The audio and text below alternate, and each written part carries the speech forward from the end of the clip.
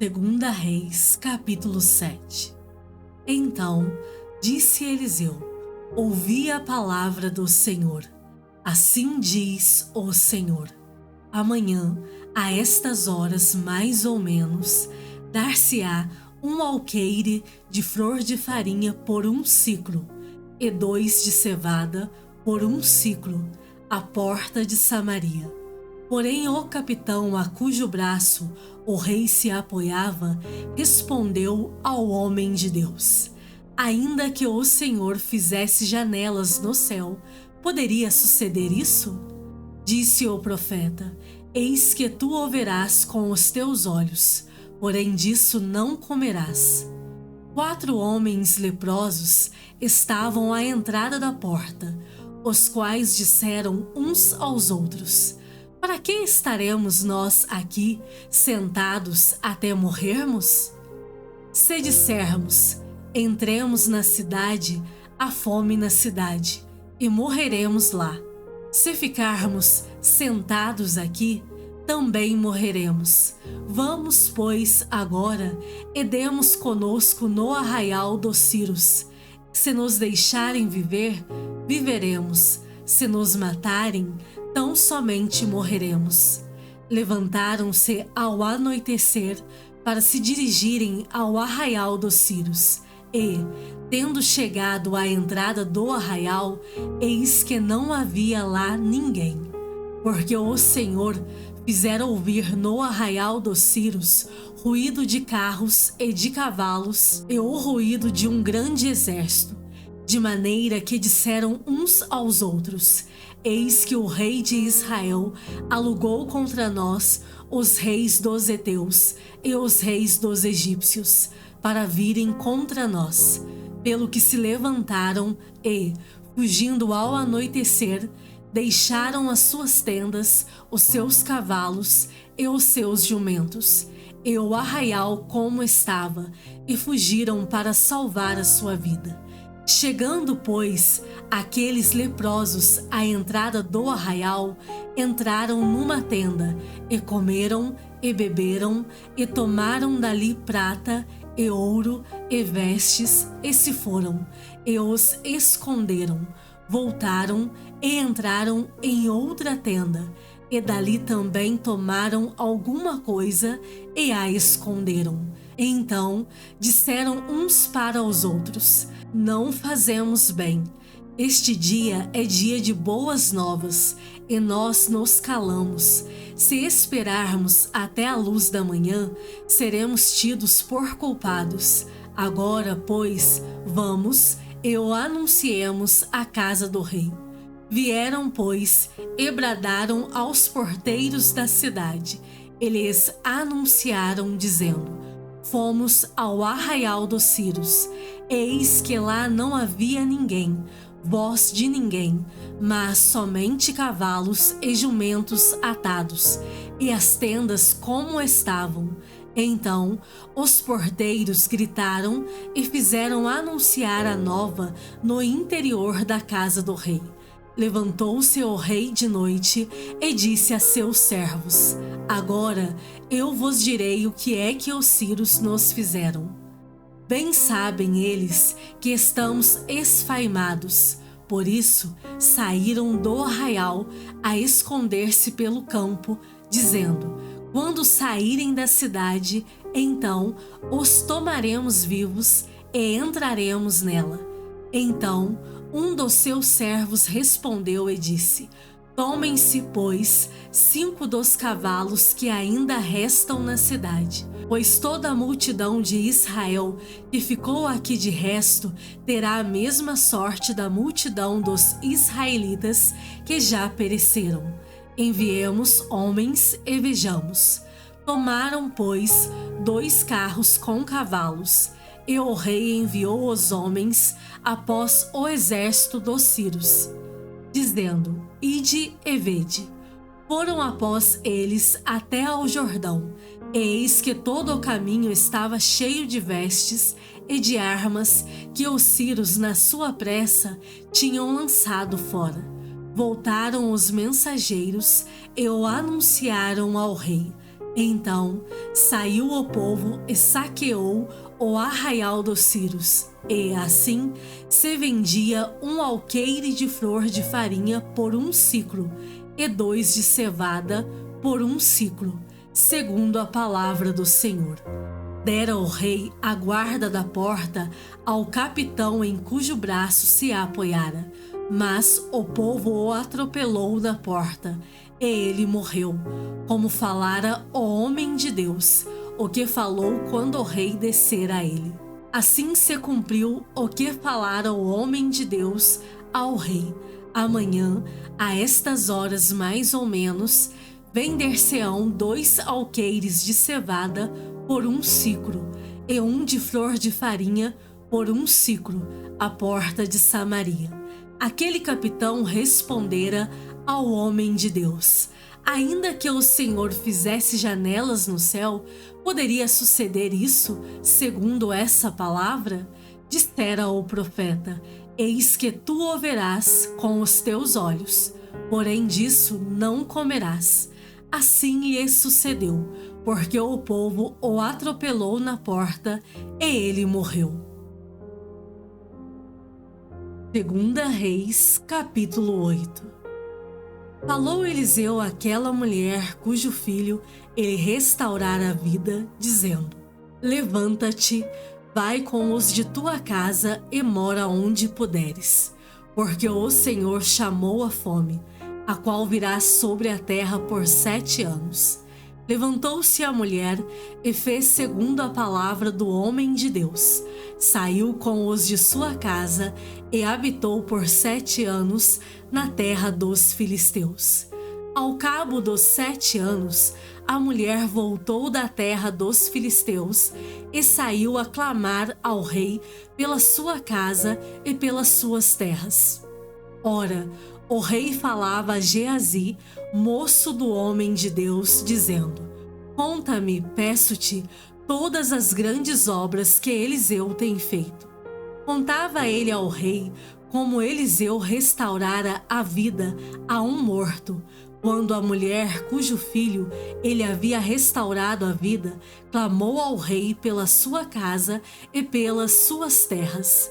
Então disse Geazi: ó rei, meu senhor, esta é a mulher, e este é o seu filho, a quem Eliseu restaurou a vida. Interrogou o rei a mulher, e ela lhe contou tudo. Então o rei lhe deu um oficial, dizendo: faze restituir-se-lhe tudo quanto era seu, e todas as rendas do campo, desde o dia em que deixou a terra até agora. Veio Eliseu a Damasco. Estava doente Ben-Hadad, rei da Síria. E lhe anunciaram, dizendo: o homem de Deus é chegado aqui. Então o rei disse a Azael: toma presentes contigo, e vai encontrar-te com o homem de Deus, e, por seu intermédio, pergunta ao Senhor, dizendo: sararei eu desta doença?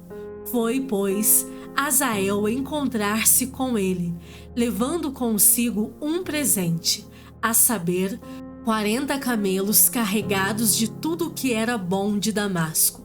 Chegou, apresentou-se diante dele e disse: teu filho Ben-Hadad, rei da Síria, me enviou a perguntar-te: sararei eu desta doença?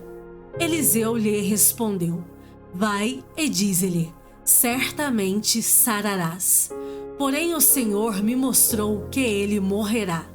Olhou Eliseu para Azael, e tanto lhe fitou os olhos, que este ficou embaraçado, e chorou o homem de Deus. Então disse Azael: por que chora o meu senhor? Ele respondeu: porque sei o mal que hás de fazer aos filhos de Israel. Deitarás fogo às suas fortalezas, matarás à espada os seus jovens, esmagarás os seus pequeninos e rasgarás o ventre de suas mulheres grávidas. Tornou Azael: pois que é teu servo, este cão, para fazer tão grandes coisas? Respondeu Eliseu: o Senhor me mostrou que tu has de ser rei da Síria. Então deixou a Eliseu e veio a seu senhor, o qual lhe perguntou: Que te disse Eliseu? Respondeu ele: Disse-me que certamente sararás.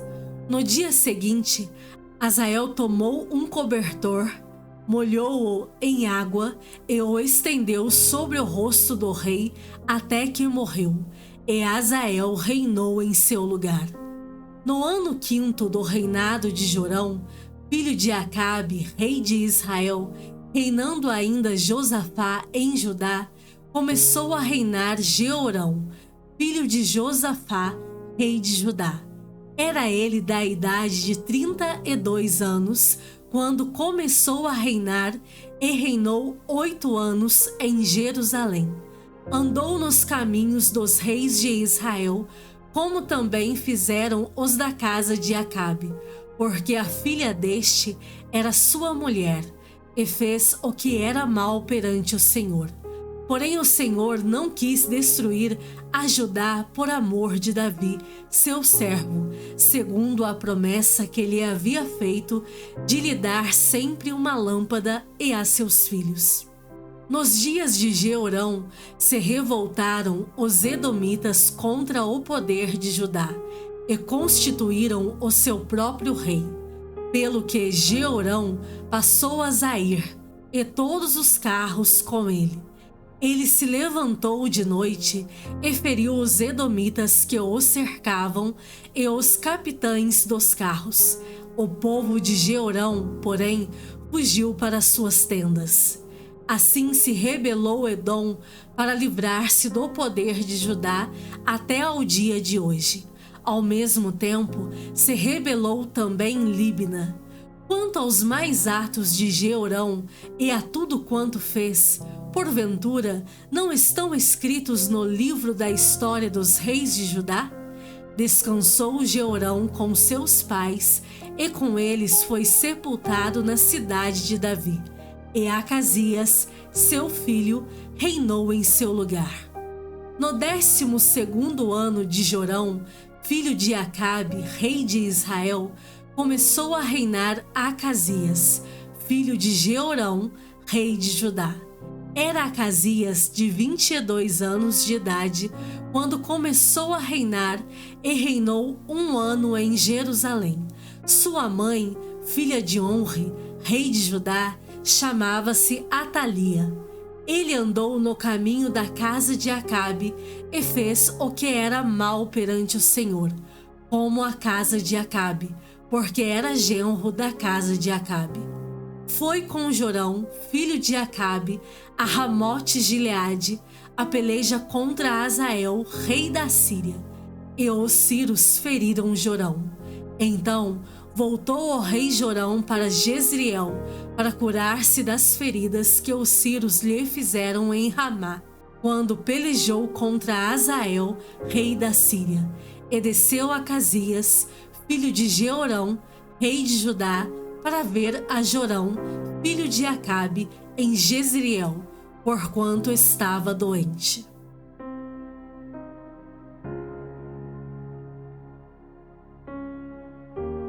Provérbios, capítulo 14. A mulher sábia edifica sua casa, mas a insensata com as próprias mãos a derriba. O que anda na retidão teme ao Senhor, mas o que anda em caminhos tortuosos, esse o despreza. Está na boca do insensato a vara para sua própria soberba, mas os lábios do prudente o preservarão. Não havendo bois, o celeiro fica limpo, mas pela força do boi há abundância de colheitas. A testemunha verdadeira não mente, mas a falsa se desboca em mentiras. O escarnecedor procura a sabedoria e não a encontra, mas para o prudente o conhecimento é fácil. Foge da presença do homem insensato porque nele não divisarás lábios de conhecimento. A sabedoria do prudente é entender o seu próprio caminho, mas a estultícia dos insensatos é enganadora. Os loucos zombam do pecado, mas entre os retos há boa vontade. O coração conhece a sua própria amargura, e da sua alegria não participará o estranho. A casa dos perversos será destruída, mas a tenda dos retos florescerá. Há caminho que ao homem parece direito, mas ao cabo dá em caminhos de morte. Até no riso tem dor o coração, e o fim da alegria é tristeza. O infiel de coração dos seus próprios caminhos se farta, como do seu próprio proceder o homem de bem. O simples dá crédito a toda a palavra, mas o prudente atenta para os seus passos. O sábio é cauteloso e desvia-se do mal, mas o insensato encoleriza-se e dá-se por seguro. O que presto se ira faz loucuras, e o homem de maus desígnios é odiado. Os simples herdam a estultícia, mas os prudentes se coroam de conhecimento. Os maus inclinam-se perante a face dos bons, e os perversos junto às portas do justo. O pobre é odiado até do vizinho, mas o rico tem muitos amigos. O que despreza o seu vizinho peca, mas o que se compadece dos pobres é feliz. Acaso não erram os que maquinam o mal? Mas amor e fidelidade haverá para os que planejam o bem. Em todo trabalho há proveito, meras palavras, porém, levam à penúria. Aos sábios a riqueza é coroa, mas a estultícia dos insensatos não passa de estultícia. A testemunha verdadeira livra almas, mas o que se desboca em mentiras é enganador. No temor do Senhor tem o homem forte amparo, e isso é refúgio para os seus filhos. O temor do Senhor é fonte de vida para evitar os laços da morte. Na multidão do povo está a glória do rei, mas na falta de povo a ruína do príncipe. O longânimo é grande em entendimento, mas o de ânimo precipitado exalta a loucura. O ânimo sereno é a vida do corpo, mas a inveja é a podridão dos ossos. O que oprime ao pobre insulta aquele que o criou, mas a este honra o que se compadece do necessitado. Pela sua malícia é derribado o perverso, mas o justo, ainda morrendo, tem esperança. No coração do prudente repousa a sabedoria, mas o que há no interior dos insensatos vem a lume. A justiça exalta as nações, mas o pecado é o opróbrio dos povos. O servo prudente goza do favor do rei, mas o que procede indignamente é objeto do seu furor.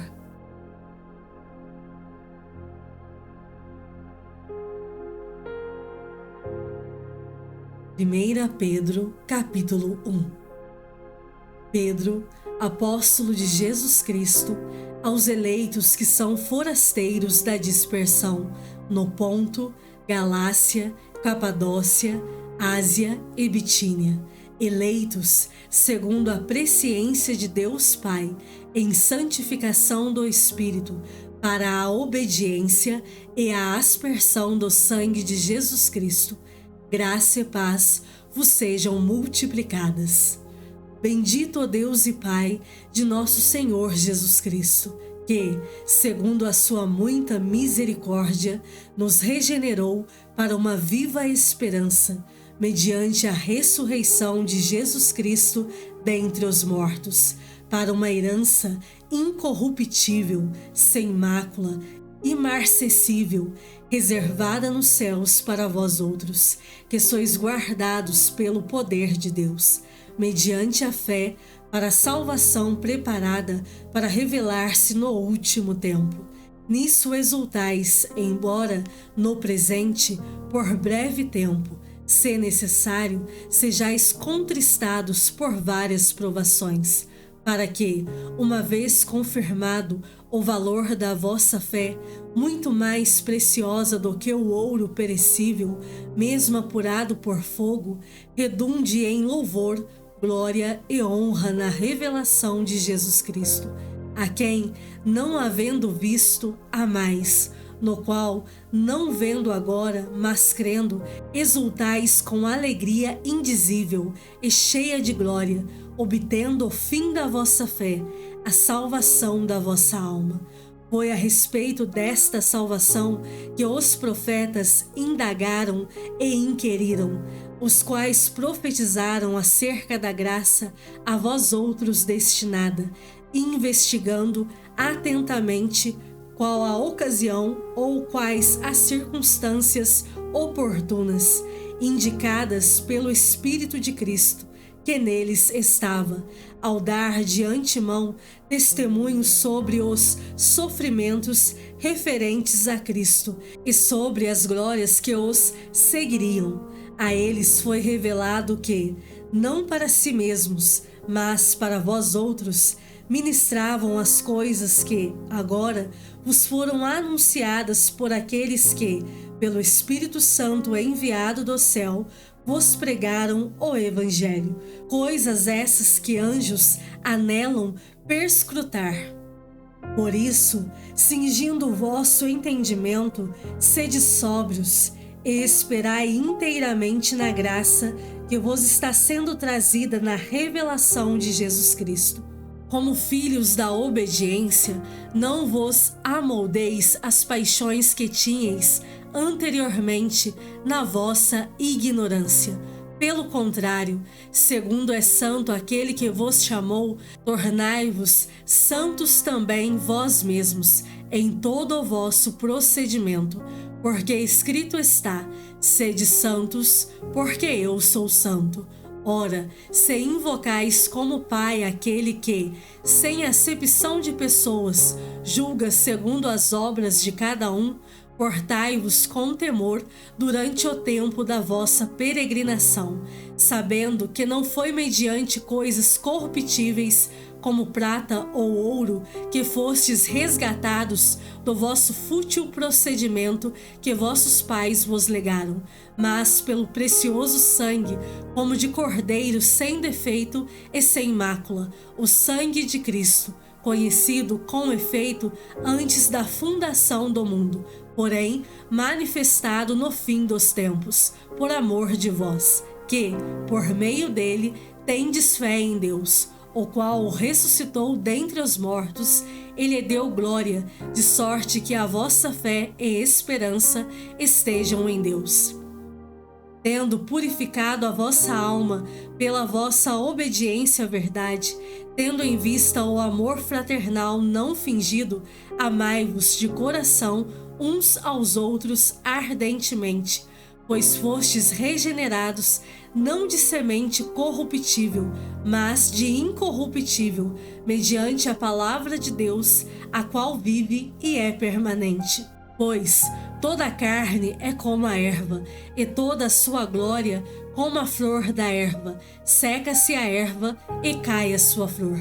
A palavra do Senhor, porém, permanece eternamente. Ora, esta é a palavra que vos foi evangelizada.